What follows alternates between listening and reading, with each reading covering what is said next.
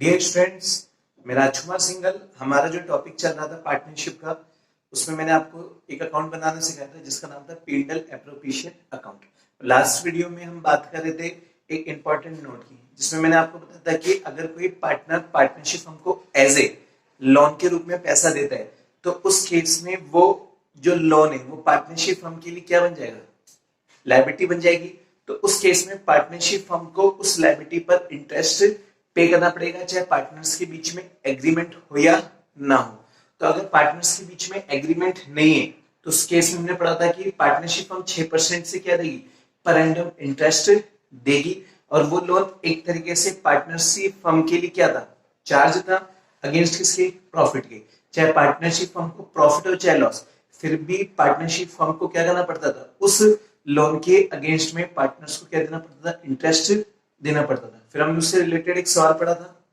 तो उसी तरह एक नया टॉपिक लेके आए हम, ये भी इंपॉर्टेंट नोट है, इसका नाम है रेंट पे टू पार्टनर।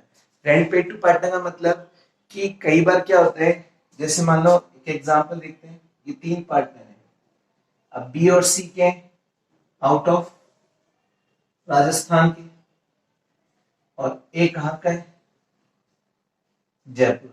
तो बी और सी राजस्थान के बाहर के, ये कहाँ के, दिल्ली के। तो अब लेकिन ये तीनों मिलकर क्या करें, पार्टनरशिप हमको करें। तो ए के पास क्या है, एक बिल्डिंग है। तो ए क्या बोलता है कि भैया मेरे पास बिल्डिंग है, तो अपन चाहे तो उसमें पार्टनरशिप हमको कर सकते हैं। तो बी और सी एग्री हो गए, तो उस केस में ए की बिल्डिंग पर बी और सी क्या करें, काम करें। तो ए बोलेगा भैया मैं उस बिल्डिंग का क्या लूंगा, रेंट लूंगा। क्यों, क्योंकि अगर अपन तीनों मिलकर बाहर काम करते हैं तो उस केस में हमें क्या करना पड़ता है, रेंट पे करना पड़ता है। तो यहाँ पर मैं अपनी बिल्डिंग का क्या लूंगा, रेंट लूंगा। तो ये रेंट पार्टनरशिप फर्म के लिए क्या बन गया, चार्ज बन गया। चार्ज का मतलब होता है कि एक तरीके से पार्टनरशिप फर्म के लिए क्या बन गई, लायबिलिटी। आज मान लो रेंट के मकान में रहते हैं, तो अगर हमको इनकम हो या ना हो, फिर भी मकान मालिक को क्या करना पड़ता है, रेंट पे करना पड़ता है। उसी तरह क्या होता है कि अगर किसी पार्टनर ने पार्टनरशिप हमको एज ए कोई बिल्डिंग या अपनी कोई प्रीमाइस रेंट के रूप में दे रखी है, तो पार्टनरशिप फर्म को उस पार्टनर्स को क्या करना पड़ेगा, रेंट देना ही पड़ेगा, चाहे फर्म के पास प्रॉफिट हो चाहे लॉस हो। तो इसलिए इस रेंट को हम पार्टनर्स कैपिटल अकाउंट को पीएनएल एप्रोप्रिएशन अकाउंट में नहीं दिखाते, इसको हम क्या लिखेंगे, पीएनएल अकाउंट में दिखाएंगे। मतलब इसका ट्रीटमेंट वैसे करते हैं जैसे अपन बात कर रहे थे इंटरेस्ट ऑन पार्टनर्स लोन की।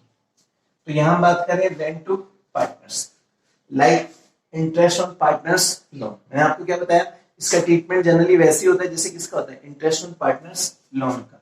तो rent paid to partner is also treated as charge against profit.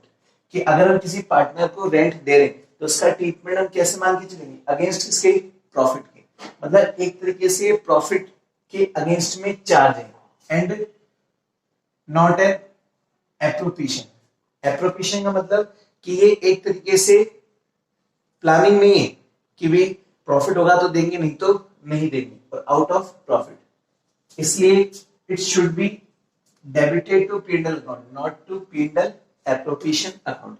इसलिए हम इसको पीएनएल अकाउंट में दिखाते हैं, ना कि पीएनएल एप्रोप्रिएशन अकाउंट में।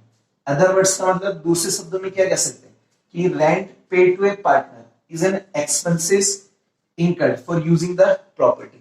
रेंट पेड टू पार्टनर का मतलब कि जो हम पार्टनर्स को रेंट पे करें वो एक तरीके से एक्सपेंसेस माना गया। क्यों, क्योंकि हम प्रॉपर्टी को क्या करें, यूज करें, एंड इसलिए it is a charge against profit. मतलब एक तरीके से प्रॉफिट के अगेंस्ट में क्या हो गया, charge, and will be debited to PNL if the firm incurs a loss.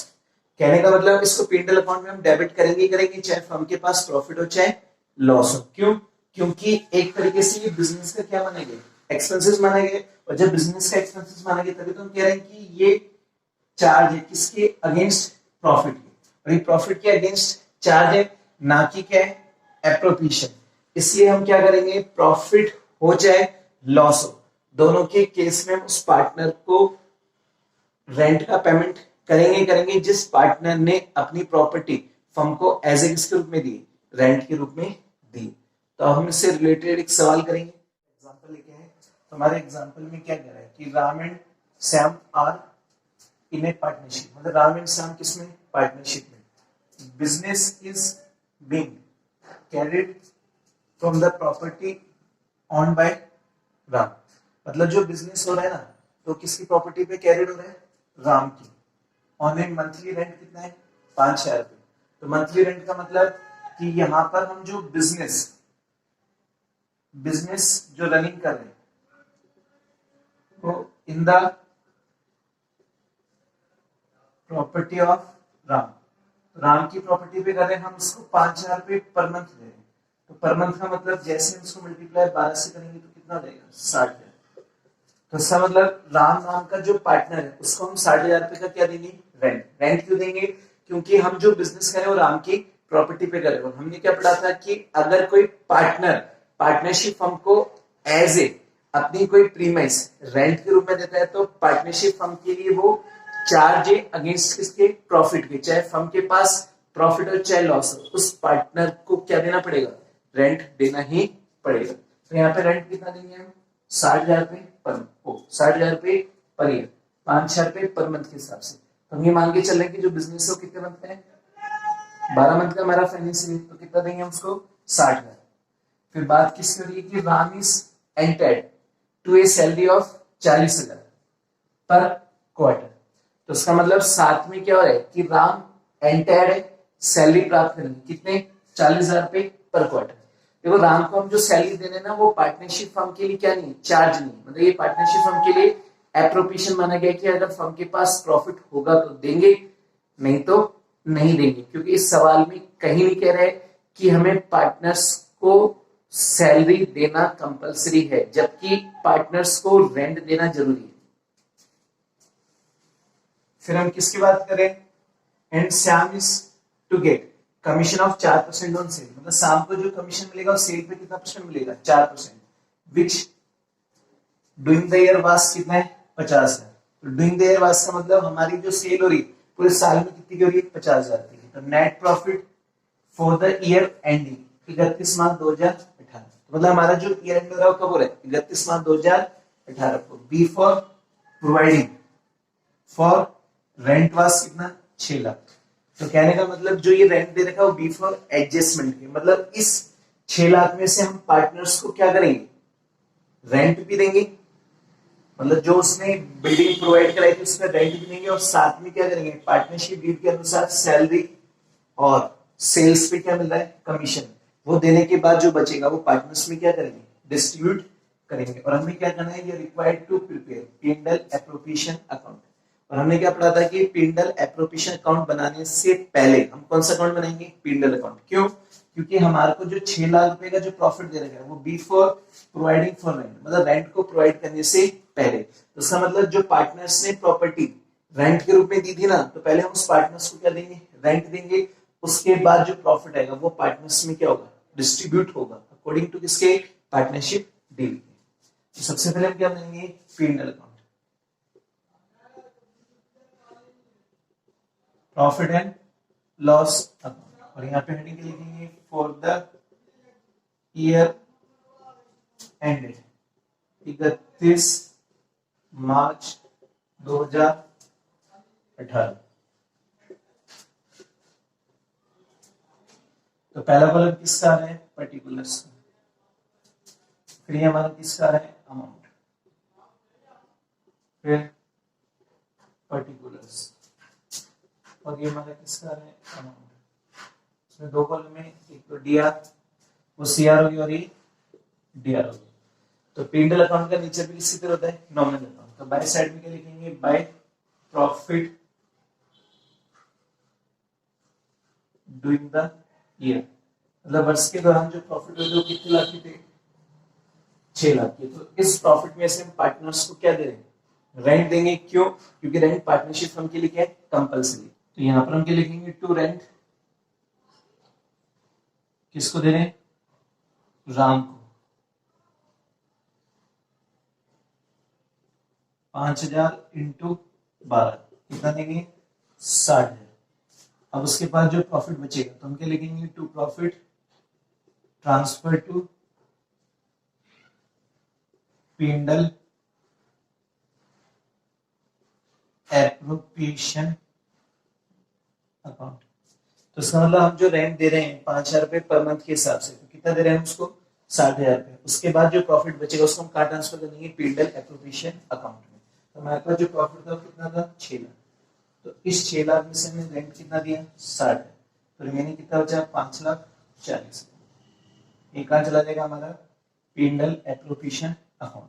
और पीएनएल एप्रोप्रिएशन क्यों बनाएंगे, क्योंकि पार्टनर्स के बीच में जो प्रॉफिट है उसको डिस्ट्रीब्यूट करने के लिए। तो पार्टनर्स के बीच में जो प्रॉफिट है वो 5,40,000 माना जाएगा, ना कि 6 लाख। क्यों, क्योंकि 6 लाख में से जो 60,000 रुपए का हमने रेंट दिया है वो पार्टनरशिप फर्म के लिए क्या है, कंपल्सरी है कि वो देना ही पड़ेगा। तो अब हम 5,40,000 का क्या करेंगे, एप्रोप्रिएशन करेंगे। तो उसमें से हम क्या देंगे, सैलरी भी देंगे और सेल्स पर क्या देंगे, कमीशन देंगे। और उसके बाद जो रिमेनिंग बचेगा वो पार्टनर्स में क्या होगा, डिस्ट्रीब्यूट होगा। अब देखो यहाँ पर ये कह नहीं रहा है कि पार्टनर्स के बीच में जो प्रॉफिट है वो कौन से रेशो में डिस्ट्रीब्यूट होगा। अब जब सवाल में कोई इंफॉर्मेशन नहीं है तो हम ये मानते हैं कि इक्वली रेशो में होगा।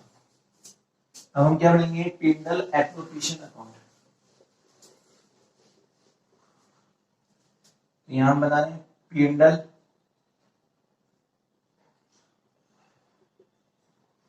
Appropriation account. हेडिंग क्या लिखेंगे, for the year ended 31 March 2018। तो पहला कॉलम किसका है, पर्टिकुलर्स। फिर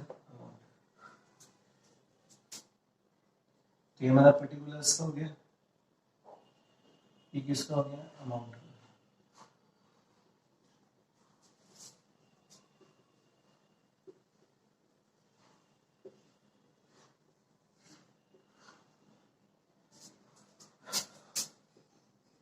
तो सबसे पहले बाय साइड में क्या लिखेंगे, बाय पीएनएल अकाउंट, और ब्रैकेट में क्या लिखेंगे, नेट प्रॉफिट।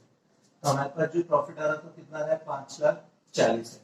इस 5,40,000 में से हम पार्टनर्स को जब सैलरी देंगे तो पार्टनरशिप फर्म का प्रॉफिट कम होगा, तो उसको 2 साइड में दिखाएंगे। तो सैलरी किसको दे रहे हैं, 2 राम्स सैलरी। तो कितना दे रहे हैं, 40,000। तो 40,000 पर क्वार्टर दे रहे हैं। और मैंने आपको बताया था पहले जब एक सवाल कराया था उसमें बताया था कि एक साल में कितने क्वार्टर होते हैं, 4। तो मल्टीप्लाई किससे करेंगे, 4, 1,60,000। फिर 2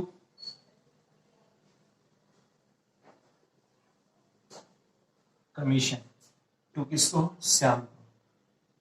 और श्याम को कितना कमीशन मिल रहा है, तो 50 लाख का 4%। 50 लाख का 4% कितना होगा, 2 लाख। तो उसका मतलब शाम को जो कमीशन मिलेगा वो कितना मिलेगा, 2 लाख। तो उसका मतलब हमारे पास जो 5 लाख रुपए का 5,40,000 का जो प्रॉफिट था उसमें से हमने क्या दिया, राम को सैलरी, फिर उसके बाद शाम को क्या दे रहे हैं, कमीशन दे रहे हैं। तो कमीशन देने के बाद जो बचेगा वो पार्टनर्स में क्या हो जाएगा, डिस्ट्रीब्यूट। तो यहाँ हम जो वर्किंग नोट बनाएंगे, तो वर्किंग नोट में क्या लिख रहे हैं, शेयर ऑफ प्रॉफिट। सबसे पहले हम क्या निकालेंगे, रिमेनिंग प्रॉफिट। तो हमारे पास जो रिमेनिंग प्रॉफिट है वो कितना है कि 5,40,000 में से माइनस कितना कर देंगे, 3,60,000। जैसे हम 5,40,000 में से 3,60,000 करेंगे तो घटाने के बाद हमारे पास कितना है, 1,80,000। कितना रहे, 1,80,000। अब ध्यान रखना है कि पार्टनर्स के बीच में क्या नहीं है, प्रॉफिट को लेकर कोई एग्रीमेंट नहीं, क्योंकि यहाँ पर ये नहीं कह रहा कि राम और श्याम किस रेशो में प्रॉफिट को डिस्ट्रीब्यूट करेंगे। तो हम क्या मानेंगे, इक्वली। तो इसका मतलब यहाँ पर हम बात करेंगे प्रॉफिट ऑफ राम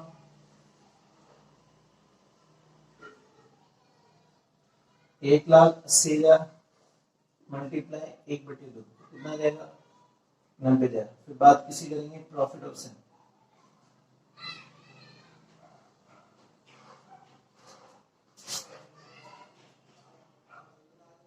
1,80,000 मल्टीप्लाई 1/2, कितना हो गया, 90,000।